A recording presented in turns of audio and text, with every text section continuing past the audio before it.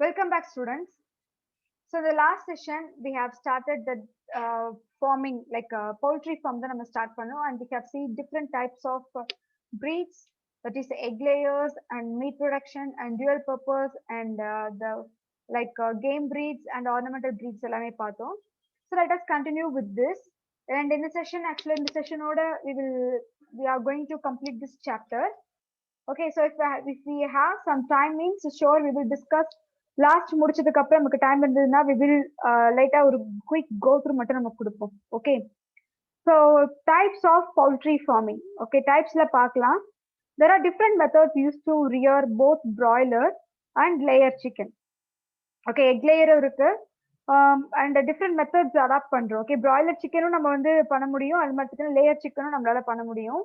The types of poultry farming are free range farming, organic method and yarding method, battery cage method and furnished cage method. இந்த மாதிரி different types வந்து நம்ம poultry farm பண்றோம். இப்போ among these battery cage method is widely used in large scale poultry and farms. Okay, அதாவது இப்போ வந்து பெரிய பண்ணெல்லாம் வச்சிருக்காங்க அப்படின்னு பாத்தீங்கன்னா they won't go for like நம்ம சொன்ன மாதிரி அசீல யூஸ் பண்ணி ஒவ்வொரு தடையும் வந்து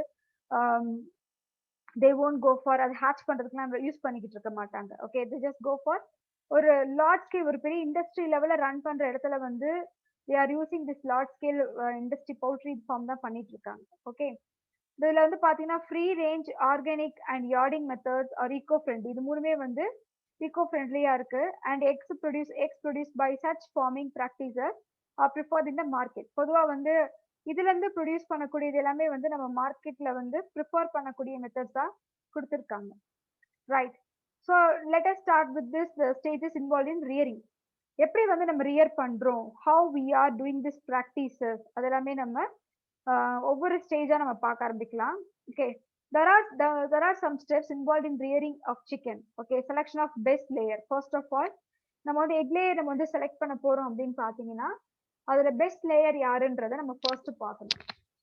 right, an active intelligent looking bird with a bright comb and not obese should be selected. So வந்து எப்படி இருக்கணும்னு பாத்தீங்கன்னா ஃபர்ஸ்ட் ஆஃப் ஆல் அந்த பேர்ட் ஓரளவுக்கு பார்க்கும் போதே வந்து we should have that feel like it's like நல்ல ஒரு இன்டெலிஜென்ட்டா இருக்கு அப்படின்னு நமக்கு தெரியணும். பிரைட் கோம், ஒரு அனிமலோட ஹெல்த்தை பத்தி நம்ம எப்படி தெரிஞ்சுக்கலாம் பாத்தீங்கன்னா பிகாஸ் ஆஃப் திஸ் கோம். அந்த கோமோட கலரை வச்சே நம்ம வந்து சொல்ல முடியும் வெதர் இட்ஸ் ஹெல்தி ஒரு ஏதாவது ப்ராப்ளம் இருக்கான்றதை நம்மளால சொல்ல முடியும். ஓகே, பிரைட் கோம் அண்ட் அதே நேரத்துல ஓவர் வெயிட்டாகவும் இருக்கக்கூடாது. ஸோ நாட் ஒபேஸ், அந்த கண்டிஷன் இருக்கிறத we are selecting. And selection of eggs for hatching. So எந்த எக் நம்ம வந்து ஹேச்சிங்காக நம்ம எடுக்கணும், ஏன்னா எல்லா எக்குமே எல்லா சிக்கனுமே வந்து பாத்தீங்கன்னா எக்லே பண்ணுது. பட் எந்த எக் நம்ம பர்டிகுலரா வந்து ஹேச்சிங்காக செலக்ட் பண்ணணுன்றது that's very important. Okay, egg should be selected very carefully. கொடுக்குறாங்க பாருங்க, egg should be fertile, medium size, dark brown shade and freshly laid eggs. முக்கியமா வந்து இந்த கேரக்டர்ஸ் எல்லாமே இருக்கணும். First of all we have to choose carefully. ஃபர்டைலா இருக்கணும், medium சைஸா இருக்கணும், அதோட கலர் வந்து டார்க்கா இருக்கணும், டார்க் ப்ரௌன் ஷெல்லா இருக்கணும். முக்கியமா அது வந்து ஃப்ரெஷ்ஷா இருக்கு. அந்த எக்கை வந்து லே பண்ணி like 1 day or 2 days is okay. But 1 week or 1 week ஒரு 10 days ஆகுது அப்படின்னா அதை நம்ம செலக்ட் பண்ணக்கூடாது. Okay, are preferred for rearing, அதுதான் நம்ம யூஸ் பண்றோம். Egg should be washed, cleaned and dried. Wash பண்ணணும், ஏன்னா பிகாஸ் நிறைய இம்பியூரிட்டிஸ், அப்போ அதுல ஏதாவது வந்து இன்கேஸ் அதுல ஹேட்ச் ஆகாம வர்றதுக்கோ இல்லைன்னா வந்து அதனால ஏதாவது ப்ராப்ளம்ஸ் அப்படின்றது வர ஆரம்பிக்கலாம். So it should be washed, clean and dry and then we have to use. Okay, third step பாருங்க, இன்குபேஷன் அண்ட் ஹேச்சிங். எப்படி இன்குபேட் பண்ணி அது எப்படி ஹேட்ச் ஆகி வருதுன்றதான் பார்க்க போறோம். The maintenance of newly laid eggs in optimum condition till hatching is called incubation. Okay, இதுதான் நம்ம இன்குபேஷன் அப்படின்னு சொல்லியிருக்கோம். The fully developed chick emerges out of it after an incubation period of 21 to 22 days கொடுக்குறாங்க. But maximum வந்து பாத்தீங்கன்னா 21ல இருந்து 24 days வரைக்குமே வந்து இன்குபேஷன் நம்ம வச்சிருக்கலாம். ஓகே, லைக் சில நேரத்துல வந்து பாத்தீங்கன்னா like it takes like 24 days or 26 days கூட சம்டைம்ஸ் ரொம்ப ரேரா எடுத்துக்கும். பட் அதுக்கப்புறம் அந்த எக்ல இருந்து ஹேட்ச் ஆகல அப்படின்னா we have to throw that egg, that's it, right? And there are two types of incubation, namely பாத்தீங்கன்னா natural incubation and artificial incubation. ரெண்டு விதமா சொல்றாங்க. In the natural incubation method, only a limited number of eggs can be incubated. Naturalல நம்ம ஒரு ஒரு ஹென்னை use பண்ணி தான் நம்ம இன்குபேட் பண்ண போறோம். Okay, incubate in the sense அந்த ஹென்னோட பாடி டெம்பரேச்சரை ஈவனா எல்லா இதுக்குமே ஸ்ப்ரெட் பண்ணி அது கொடுக்கும். That is natural incubation. அதுவே வந்து ஆர்டிபிஷியல் அப்படின்னு பாத்தீங்கன்னா அது வந்து அதிகமான இன்குபேஷன், அது அதிகமான எக்ஸுக்கு இன்குபேஷன் அது பண்ணும். ஓகே, கொடுத்துருக்காங்க. நேச்சுரல்ல வந்து ஒரு மதர் ஹென் யூஸ் பண்ணி நம்ம இன்குபேட் பண்ணுவோம். அதுவே ஆர்டிபிஷியல் அப்படின்னு பாத்தீங்கன்னா more number of eggs can be incubated in a chamber. ஒரு சேம்பர்ல நம்ம கொடுப்போம். That chamber is called as a incubator. ஒரு மிஷின் வந்து ஒரு மதர் ஹென் எப்படி வந்து ஒரு அதோட பாடி டெம்பரேச்சரை ஸ்பார்ஸ்லி ஈவனா டிஸ்ட்ரிபியூட் பண்ணுதோ, அதே மாதிரி இங்க வந்து பாத்தீங்கன்னா we are provided this temperature through a machine called incubator. Okay, and third stage பாருங்க, ப்ரூடிங். ப்ரூடிங்னா எப்படி வந்து ஆஃப்டர் ப்ரீட் பண்ணதுக்கு அப்புறம் எப்படி அதை நம்ம வந்து இது பண்றோம் அப்படின்னு பார்க்கலாம். Caring and management of young chicks for 4 to 6 weeks immediately after hatching is called brooding. Okay, nearly வந்து அதாவது 4 to 6 weeks கிட்டத்தட்ட வந்து 21 to 24 days ஆகுது அப்படின்னா it almost take like 4 weeks ஆகுது இல்லையா, அதனால 6 வீக்ஸ் அப்படின்னு கொடுக்குறாங்க. என் சிக்ஸ் வந்து அது அந்த ஹேட்ச் ஆனதுக்கு அப்புறம் வந்து ஒரு 4 to 6 வீக்ஸ் தான் நம்ம வந்து ப்ரூடிங் அப்படின்னு சொல்றோம். It can also be categorise into 2 types, namely natural and artificial brooding. இதுக்கும் வந்து நேச்சுரல் அப்படின்னு ஒன்று இருக்கு. அடுத்த செகண்ட் ஒன் பாத்தீங்கன்னா ஆர்டிபிஷியலாவும் இருக்கு. ரைட்.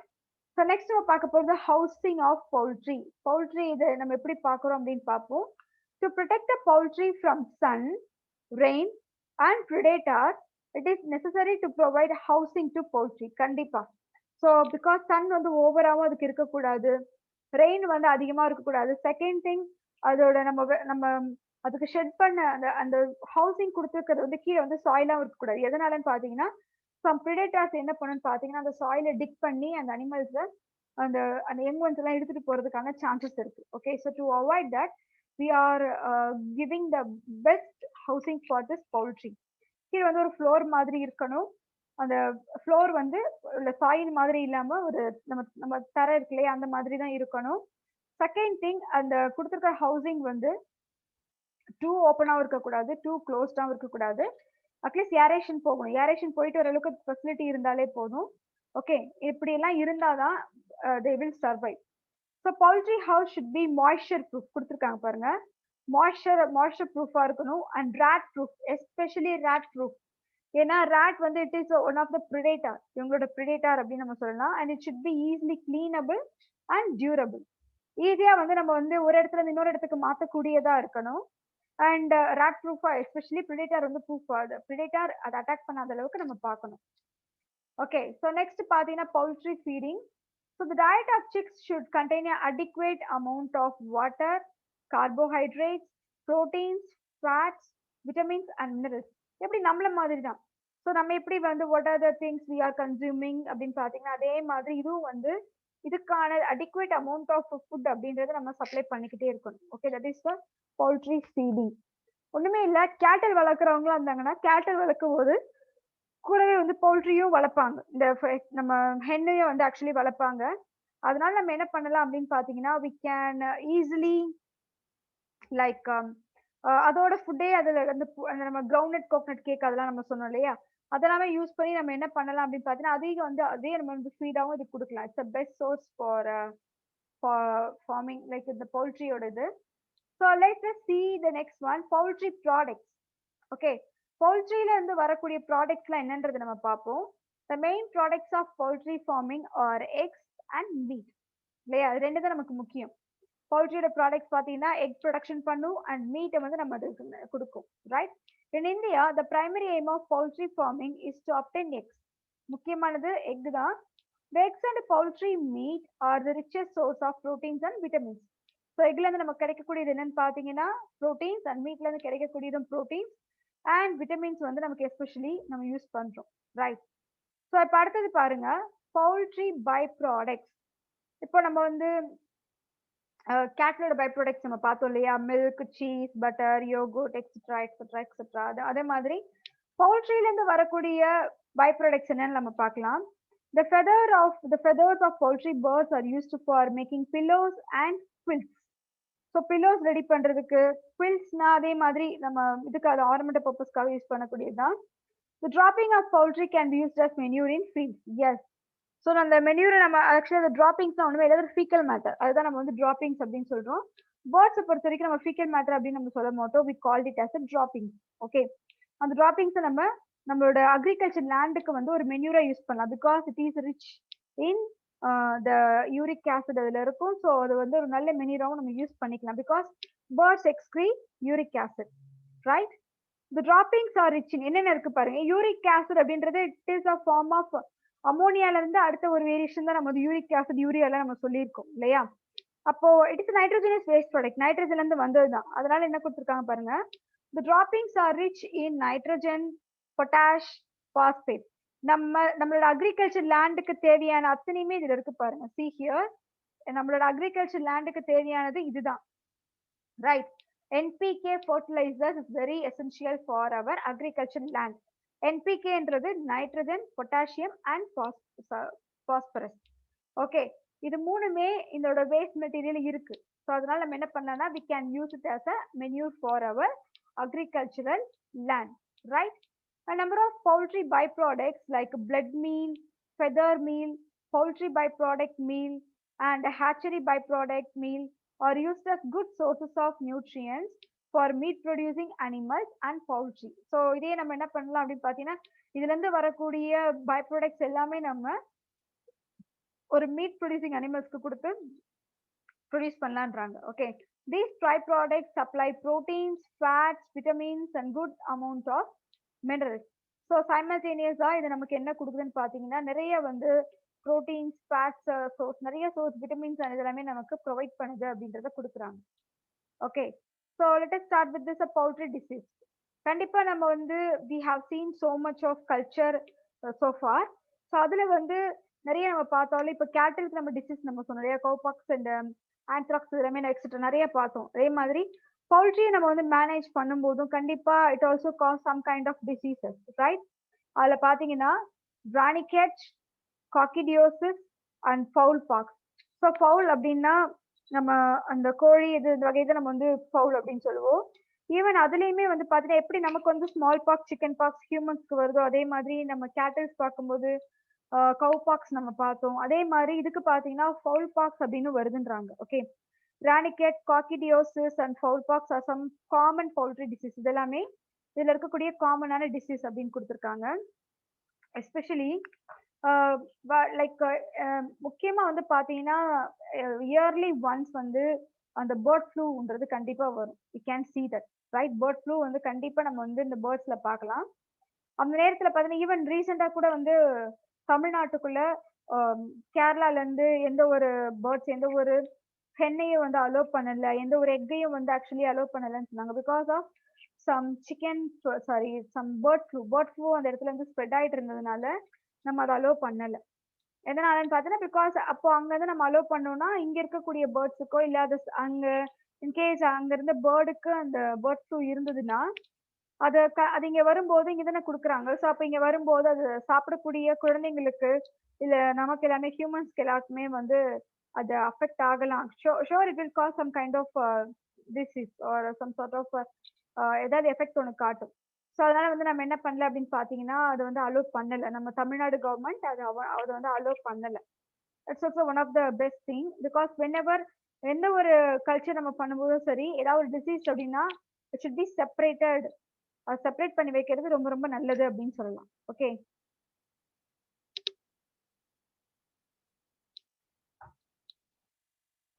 Excuse me. ஸோ அது வந்து பவுல்ட்ரி டிசீஸ் நம்ம சொல்லியிருக்கோம். And what are the benefits of poultry farming?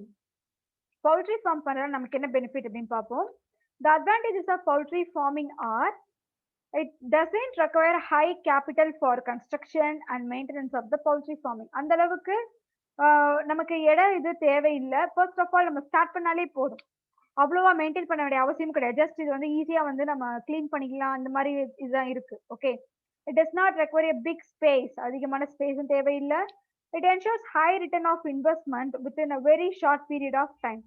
ஒரு ஷார்ட் பீரியட் டைம்ல நம்ம என்ன பண்ணலாம் அப்படின்னு பாத்தீங்கன்னா, நம்ம வந்து ஒரு நம்ம நம்ம முதலீடு அப்படின்றது நம்ம குடுக்கக்கூடிய நம்ம போடுற அமௌண்ட்ட விட அதிகமான இன்வெஸ்ட் பண்ணி நம்ம எடுத்துடலாம். நமக்கு எடுக்கிற அமௌண்ட் வந்து அதிகமாவே இருக்கும். If it does not affect with any sort of disease. Okay. ரொம்ப முக்கியமானது. அதனால அதையும் வந்து இதையும் நம்ம என்ன பண்ணலாம் பார்த்தீங்கன்னா, ஒன்ஸ் நவ் அண்ட் தென் அப்படின்றத வெட்டனரிய யூஸ் பண்ணி நம்ம வந்து செக் பண்ணிக்கிட்டே இருக்கலாம். அதோட ஹெல்த் எப்படி இருக்குது எல்லாமே நம்ம பார்க்கலாம். ஓகே.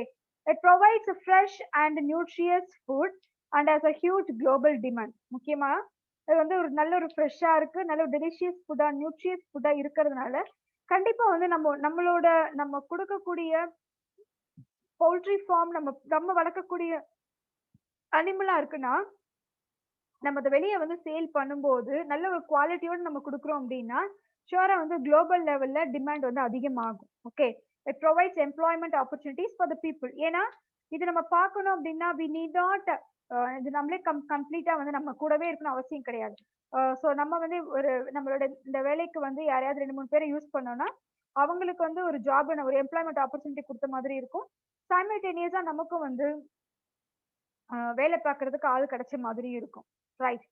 சோ அடுத்தது பாருங்க. It's one of the interesting fact. Chickens communicate with more than 24 vocalization. சிக்கனோட லாங்குவேஜ் நம்ம கேட்டுப்போம் இல்லையா? அதுல வந்து அந்த அந்த காக்கிங் சவுண்ட் வந்து கொஞ்சம் டிஃப்ரெண்டா இருக்கும். அது ஆக்சுவலி காக்கிங் சவுண்ட் வந்து நீங்க அப்சர்வ் பண்ணி பார்த்தீங்கன்னா, வீட்ல இருக்குன்னு அப்சர்வ் பண்ணி பாருங்க. ஒவ்வொரு தடவையும் அதோட காக்கிங் சவுண்ட்ல டிஃப்ரெண்ட் இது இருக்கு. அதனால தான் என்ன குடுத்துருக்காங்கன்னா, கிட்டத்தட்ட வந்து பார்த்தீங்கன்னா, 24 வோக்கலைசேஷன் இருக்குன்னு சொல்லியிருக்காங்க. Okay. Each with a distinct meaning, including warning their friends about different types of predators or letting their mothers know whether they are comfortable. சி அப்போ வந்து அந்த யங் ஒன்னா இருக்கும்போதே, அந்த யங் ஒன் இருக்கு இல்லையா? அதோட இந்த கோழி குஞ்சு நம்ம சொல்றோம்ல. சோ அது ஆக்சுவலி ஏதாவது அதுக்கு ஆபத்து அப்படின்னு தெரியும்போது, அவங்க அதோட மதர வந்து அது கால் பண்ணும். அதுக்கு ஒரு சவுண்ட் ப்ரொடியூஸ் பண்ணுது. ஈவன் தோ மதர் கூட இருந்தாலுமே வந்து கம்ஃபர்டபுளா இல்லனாலும் அதுக்கு ஒரு சவுண்ட் ப்ரொடியூஸ் பண்ணுது. கம்ஃபர்டபுளா இருந்தாலும் ப்ரொடியூஸ் பண்ணுது. இன் கேஸ் எனிமீஸ் ஏதாவது வந்ததுன்னா, அதோட ஃப்ரெண்ட்ஸ வார்ன் பண்றதுக்காக ஒரு சவுண்ட் ப்ரொடியூஸ் பண்ணுது. See this how interesting is this right? So அதே எப்படி நம்ம வந்து நம்மளோட கம்யூனிகேஷன் லாங்குவேஜ் மூலமா நம்ம பண்றோமோ, அதே மாதிரி ஒவ்வொரு அனிமலுமே ஒவ்வொரு விதமான கம்யூனிகேஷன் பண்ணும். லைக் நம்ம ஹனிபீல பார்த்தோம் இல்லையா? அதே மாரி தான். ஹனிபீல நம்ம பார்க்கும்போது நான் என்ன சொன்னேன்? அந்த டான்ஸ் இருக்கு இல்லையா? 2 types of dance. Round dance and waggle dance அத பார்த்தோம். Right. So let us start with this duck farming. அடுத்தது நம்ம வந்து ஆக்சுவலி வந்து பவுல்ட்ரியில நம்ம சிக்கன கம்ப்ளீட் பண்ணோம். So let us start with the last topic. This is called duck farming. Duck ஃபார்மிங்ல பார்ப்போம். Duck is an aquatic bird. நமக்கு தெரிஞ்ச ஒண்ணு இல்லையா? It's an aquatic bird and forms only 6% of our country's poultry population. நம்ம கண்ட்ரில இருக்கக்கூடிய poultry பாப்புலேஷன்ல பாத்தீங்கன்னா, டக் வந்து 6% தான் டோட்டலா இருக்கு. நம்மளோட கண்ட்ரி லெவல்லே 6% தான் இருக்கு. There are about 20 breeds of duck. Okay. நம்ம டக்ஸ் மட்டும் நீங்க எடுத்துக்கிட்டீங்கன்னா, நம்ம சிக்கன்ல நம்ம சொல்லும்போது நியர்லி 100 மோர் தென் 100 அப்படின்னு நம்ம சொல்லியிருந்தோம். ஆனா டக்ல பாத்தீங்கன்னா 20 breeds மேக்ஸிமம் வந்து 20 தான் கொடுத்திருக்காங்க. The native one includes Indian runner, okay, Indian runner and select mita. இது ரெண்டுமே வந்து நம்ம நேட்டிவ்ல இருக்கிறது. எக்ஸாட்டிக் பிரீட்ஸ்ல பாத்தீங்கன்னா முஸ்கோரி, பெக்கின், ஐலஸ்புரி அண்ட் கேம்பெல். இது எல்லாமே வந்து எக்ஸாட்டிக் பிரீட்ஸ்ல வருது.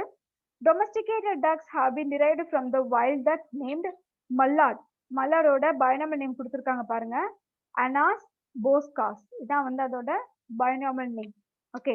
Farming ducks is profitable. இதெல்லாம் நம்ம இந்தியன் நம்ம நேட்டிவ்ல 2 கொடுத்திருக்கோம். Indian runner and Sylhet Mete. எக்ஸாட்டிக்ல நிறைய கொடுத்திருக்காங்க. Like Muscovy, Pekin, Aylesbury and Campbell. அதுலயே வந்து நம்ம டொமஸ்டிகேட் பண்ணி வளர்க்கறது வைல்ட்ல இருந்து wild even though it is a wild but அது நம்ம டொமஸ்டிக் அடங்கி இருக்கும். ஓகே. அது பாத்தீங்கன்னா மல்லடு கொடுத்திருக்காங்க. And farming ducks is profitable as it can be combined with aqua farming practices. Actually aqua ஃபார்முக்காக நம்ம வந்து இந்த டக்கையும் நம்ம வந்து வளர்க்கலாம் அப்படின்னு சொல்லி கொடுத்திருக்காங்க. Right. So let us start with speculative of ducks. டக்ஸ்ல இருக்க ஏன் வந்து நம்ம டக்ஸை வந்து சூஸ் பண்ணணும்?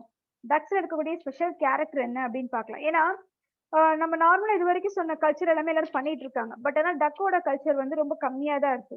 கம்மியா இருக்கு அப்படின்னா இதோட ப்ரொடக்ஷன் நம்ம கொடுக்கும்போது கண்டிப்பா இது வந்து நமக்கு ஒரு நல்ல ப்ராஃபிட் கொடுக்கும் இல்லையா? அதனால வந்து மேபி டக் கூட நம்ம வந்து கல்ச்சர் பண்ணலாம். ஓகே. ஃபார்மிங் நம்ம பண்ணலாம்.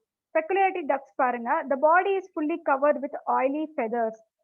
இதுல இருக்கக்கூடிய ஒரு ஸ்பெஷல் இது oily feathers தான் இருக்கு.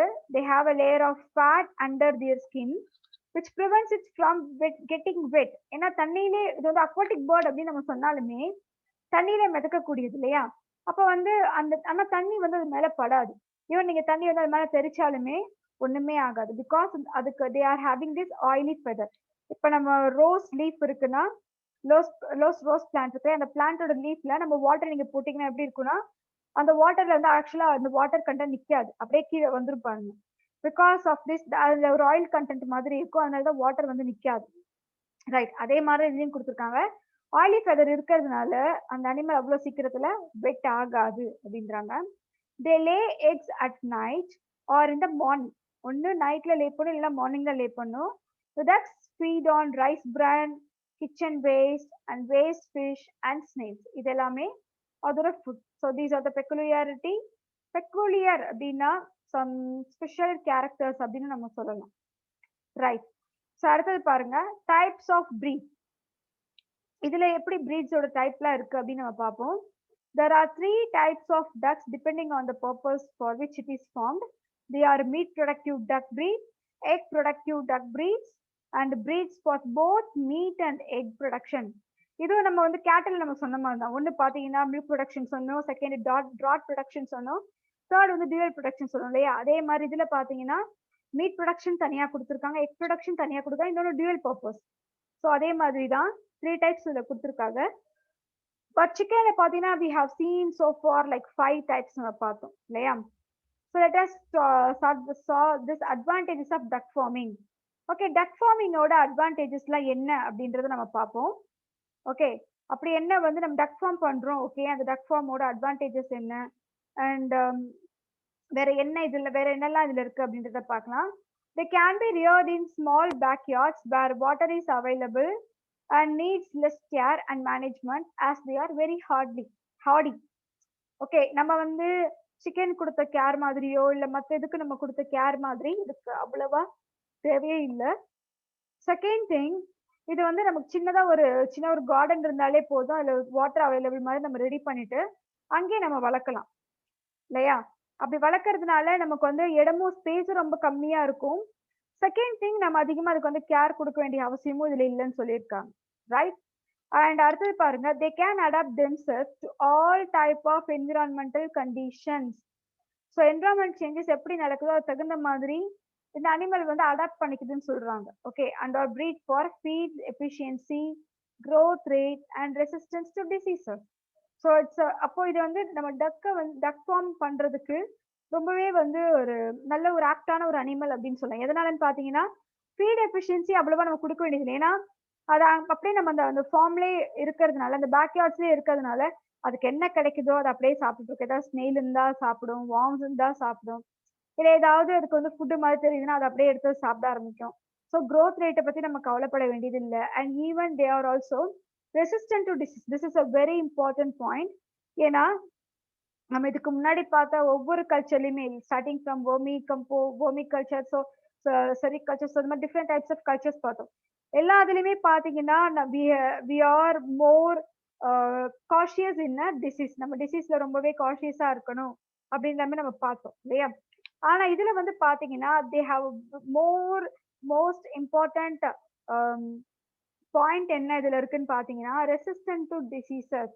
இது வந்து நல்ல ஒரு they have very good resistant அப்படின்றது இருக்கு, டிசீஸ்க்கு ரெசிஸ்டன்ட், இது நல்ல ஒரு கெப்பாசிட்டி இருக்கிறதுனால அதனால நம்ம என்ன சொல்லலாம் அப்படின்னு பாத்தீங்கன்னா டக் ஃபார்மிங் வைக்கிறதுக்கு நிறைய அட்வான்டேஜஸ் அப்படின்றது இருக்கு. ஓகே, செகண்ட் திங், இது வந்து காஸ்ட் வந்து ரொம்ப கொஞ்சம் லெஸ்ஸா இருக்கும் அப்படின்னு நம்ம சொல்லலாம். அதனால we can go for this. Space அந்த அளவுக்கு ப்ரொவைட் பண்ண வேண்டாம், கேர் அண்ட் மேனேஜ்மெண்ட் வேண்டாம்.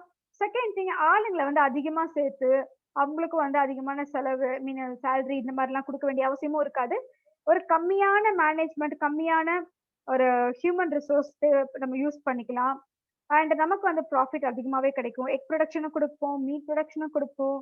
சைமல்டேனியஸா நல்ல ஒரு குவாலிட்டி நம்ம வந்து ஒரு மீட் கொடுக்குறோம் அப்படின்னா ஷோர் வி கேன் அந்த குளோபல் லெவல் எல்லாமே நல்ல ஒரு ஃபேமஸான இதை கொடுக்கும். ரைட். So that's it. இந்த சாப்டர் இதோட கம்ப்ளீட் ஆகுது. So we have completed so far all the 12 chapters in your textbook. So இந்த சாப்டர்ல இது வரைக்கும் என்னென்ன பார்த்திருக்கோம் அப்படின்னு பாத்தீங்கன்னா, so far first of all animal kingdom, then tissues, இது எல்லாமே நம்ம பார்த்தோம். Then second category அப்படின்னு வரும்போது பாத்தீங்கன்னா animal physiology கம்ப்ளீட்டா நம்ம பார்த்தோம், right? Digestive system, respiratory system, circulation system, and then excretion, muscular movement அதை பார்த்தோம். Then அடுத்தது nervous system and endocrine system. We have seen so much of physiological systems and like systems நம்ம ஃபுல்லா கம்ப்ளீட்டா human பாடியில இருக்கக்கூடிய சிஸ்டம் எல்லாமே maximum பார்த்தோம். எக்ஸப்ட் ரீப்ரொடக்டிவ் சிஸ்டம் நம்ம வந்து சொல்லல இல்லையா? Because reproductive system you will study in 12th standard in your next year. அடுத்த வருஷத்துல வந்து reproductive system and male and female as well as அதுல இருக்கக்கூடிய டிசீசஸ், ஹெல்த் அண்ட் டிசீசஸ் அப்படின்னு ஒரு சாப்டர்ல பாப்பீங்க. அண்ட் இதெல்லாமே நம்ம கம்ப்ளீட்டா இப்போ நம்ம இது வரைக்கும் பிசியாலஜில நம்ம பார்த்துருக்கோம். Then we have seen like this economic zoology. Economic zoology எதுக்காக வந்து ஃபர்ஸ்ட் ஆஃப் ஆல் நீங்க ஸ்டடி பண்ணணும் அப்படின்னு பாத்தீங்கன்னா, because they also give you more interest. சில பேருக்கு வந்து அனிமல்ஸ் பத்தி ஸ்டடி பண்ணதுக்கு ரொம்ப இன்ட்ரெஸ்டடா இருக்கும். நம்ம பார்த்த ஓமிகல்ச்சரா இருக்கலாம், செரிகல்ச்சரா இருக்கலாம், எபிகல்ச்சரா இருக்கலாம், even pure culture, aquaponics, aquaculture, pisciculture, then last நம்ம பார்த்த cattle farming, then poultry farming, இது எல்லாமே நம்ம வந்து லாஸ்ட் இதுல வரைக்கும் பார்த்துருக்கோம், ரைட்? ஈவன் prawn culture நம்ம பார்த்தோம். ஸோ இது எல்லாமே வந்து பாத்தீங்கன்னா so far I think we have seen like 10 topics நம்ம பார்த்துருக்கோம்னு நினைக்கிறேன். Vermiculture, sericulture, apiculture, then aquaponics, aquaculture, pisciculture, prawn culture, then cattle farming, duck farming, and yes, so far 10, nearly 10. Okay, nearly more or less 10 வரைக்குமே நம்ம culture பார்த்துக்கோம் economic ஜுவாலஜில. So ஒவ்வொரு இதுலயும் நம்ம என்ன பார்த்தோம் அப்படின்னு பாத்தீங்கன்னா, இதுல சொல்ல வர எக்கனாமிக் ஜுவாலஜில சொல்லக்கூடிய முக்கியமான பாயிண்ட்ஸே என்ன அப்படின்னா, first of all we have to know about the basics of this animal. அந்த அனிமல் எந்த அனிமல் நம்ம யூஸ் பண்ண போறோம், எந்த மாதிரியான ஒரு கல்ச்சர் நம்ம பண்ண போறோம்ன்றது first of all you should have the clear mind. Okay, இது வந்து ஜுவாலஜில மட்டும் கிடையாது, ஈவன் எக்கனாமிக் பாட்னி நீங்க வந்து இருக்கும். அதே மாதிரி பாட்னில நம்ம எப்படி வந்து ப்ராஃபிட் பண்ணலாம், எப்படி வந்து பிசினஸ் ஸ்டார்ட் பண்ணலான்றதும் அதுல இருக்கு. You can go for any thing. உங்களுக்கு ஜுவாலஜில இன்ட்ரெஸ்ட் இருந்தா நீங்க ஜுவாலஜி பண்ணலாம், இல்ல எனக்கு அனிமல்ஸ் எனக்கு பிடிக்காது அப்படின்னு நினைச்சீங்கன்னா you can go for some botany also. Okay, so அதுல பாத்தீங்கன்னா first of all we should know about some of the basics. First of all அந்த அனிமல் பத்தி கம்ப்ளீட் ஸ்டடி பண்ணிருக்கணும். அந்த அனிமலுக்கு எந்த மாதிரி சீசன்ஸ் இருக்குன்னு தெரியணும், அது ரீப்ரொடக்ஷன் டைம் எப்படின்னு தெரியணும், அண்ட் அதுக்கு எந்த மாதிரி டிசீசஸ் வரும், எந்த பீரியட்ல அந்த டிசீஸ் வரும், அண்ட் அதுக்கு எப்படி வந்து ப்ரிவென்ட் பண்ணணும், அதுக்கு எந்த மாதிரி ஃபுட் அது எடுத்துக்கும், எந்த நேரத்துல பண்ணா அது வந்து நமக்கு ப்ராஃபிட் கிடைக்கும், இவ்வளவு இதெல்லாமே வந்து பேசிக் எசென்ஷியல் திங்ஸ். ஓகே, இதெல்லாமே ஒரு பேசிக்கான ஒரு விஷயங்கள். இது ஃபர்ஸ்ட் நம்ம first of all we have to clear. இதை வந்து மைண்ட்ல நல்லா வச்சுட்டு முதல் கம்ப்ளீட்டா கிளியர் பண்ணிக்கணும், right? Then you can go for ஒரு நல்ல ஒரு அடுத்த ஒரு பிசினஸ் ஸ்டார்ட் பண்ணும்போது அது எது வந்தாலுமே வந்து ஃபேஸ் பண்றதுக்கு ரெடியா இருக்கணும். லாஸ் வந்தாலும் வந்து அதை ஃபேஸ் பண்ணி அதை நீங்க திரும்பி வந்து ஓவர் கம் பண்ணி வரணும். That is the most important point. Okay, அப்படி இருந்தாதான் வந்து நம்ம பிசினஸ்ல நம்ம சக்சஸ்ஃபுல்லா ஆக முடியும். ஸோ ஃபார் எக்கனாமிக் ஜுவாலஜில இதை தான் நம்ம பார்த்துருக்கோம். That's it students. And so 11th ஸ்டாண்டர்ட்ல இருக்கக்கூடிய 12 சாப்டர்ஸ் நம்ம கம்ப்ளீட் பண்ணிட்டோம். ஸோ ஏதாவது டவுட்ஸ் இருந்தால் அந்த பர்டிகுலர் வீடியோவை கோ த்ரூ பண்ணுங்க. யூ வில் உங்களுக்கு புரியும் ஷோரா. And so that's it. And all the best for your exams. And thank you.